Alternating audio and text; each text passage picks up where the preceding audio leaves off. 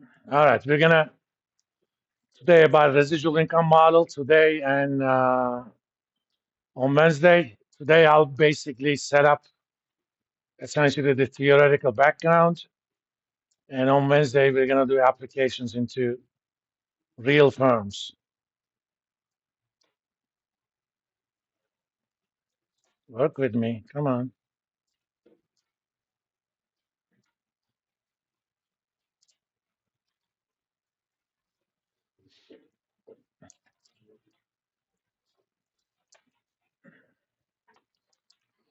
Now at the base of it, here is how residual income model works.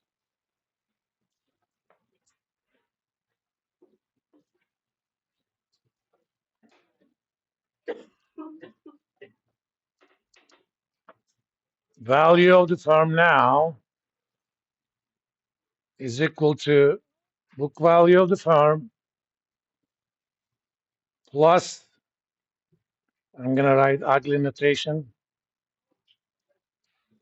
That means calculate the thing inside the parentheses for each value of t and add them up.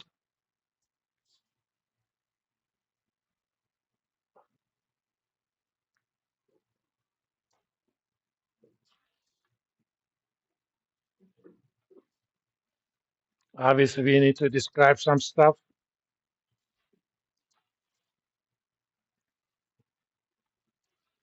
Book value of equity now.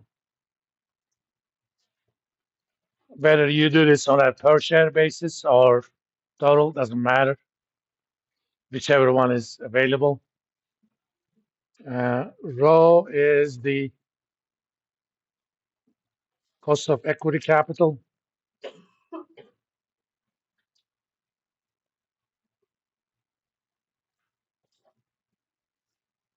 It is essentially the same as the discount rate we would have used for the dividend growth model. So if you don't know anything, calculate it using the beta model. RET is equal to, I'm going to call this E hat, expected earnings. Let's call that EPS actually.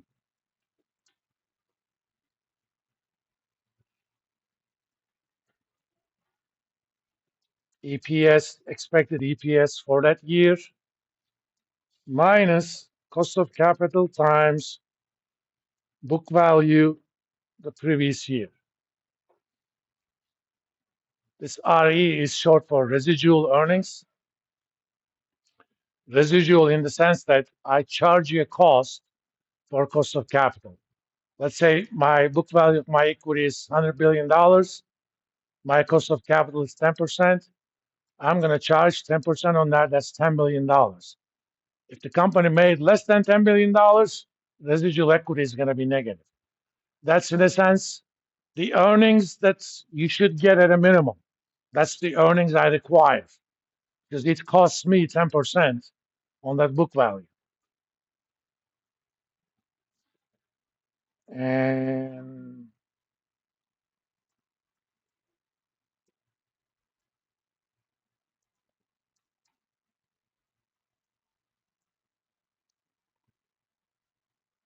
expected earnings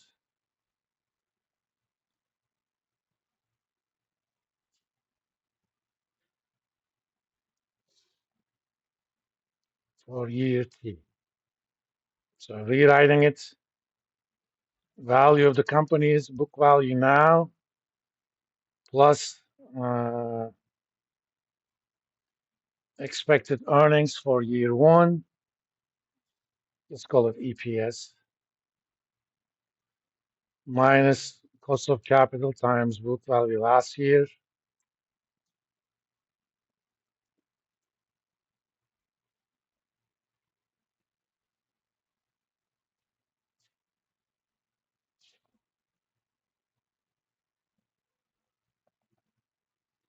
And book value as an equation of motion.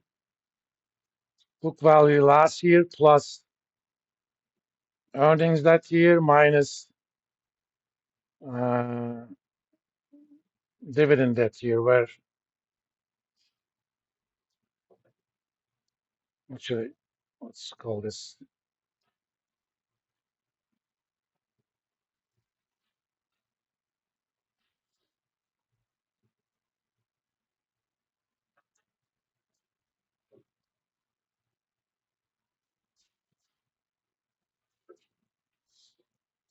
So every year, book value is going to be updated automatically. You can think of that EPS minus DPS as addition to retained earnings per share, right? Book value of equity is going to be book value last year plus however much I added as retained earnings. Unlike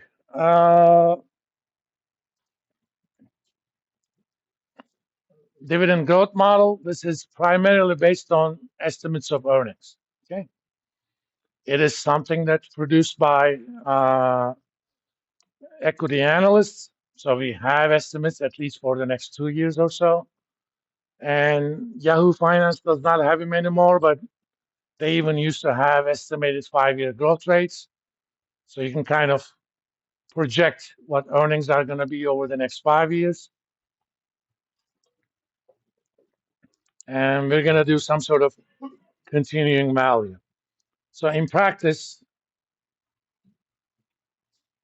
here's what you would do.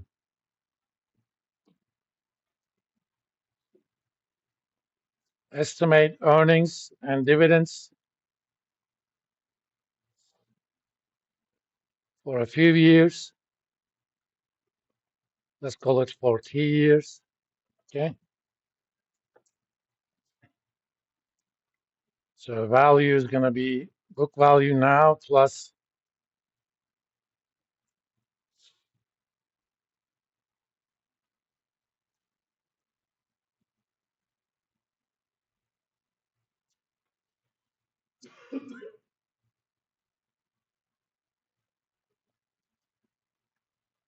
some continuing value.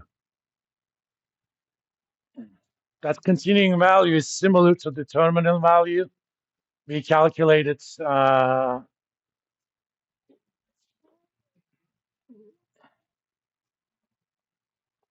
a dividend growth model. Under different scenarios, you can think of this, let's say, 3 cases.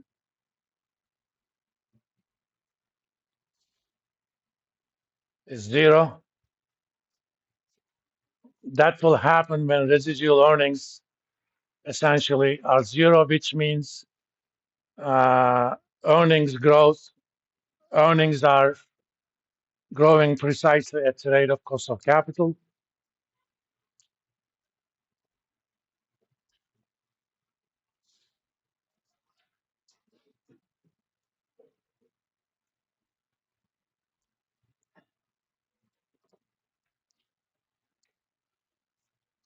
The second one is you assume that residual earnings are going to remain constant after that period. And the third one is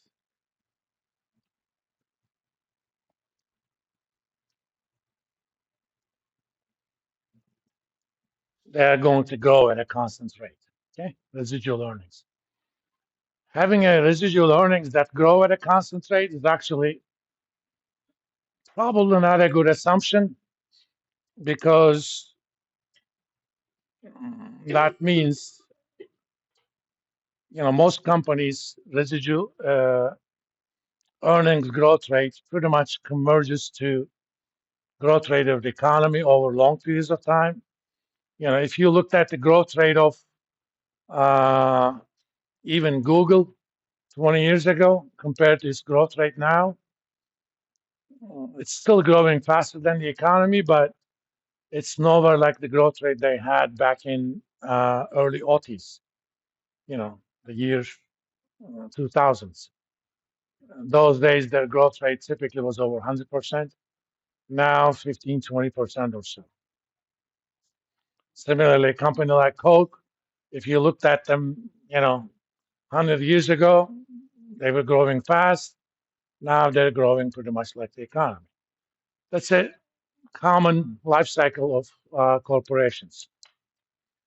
We're going to worry about these when we are implementing the model, but let's worry about some of the properties of the model. Now, it requires the book value now, book value of equity.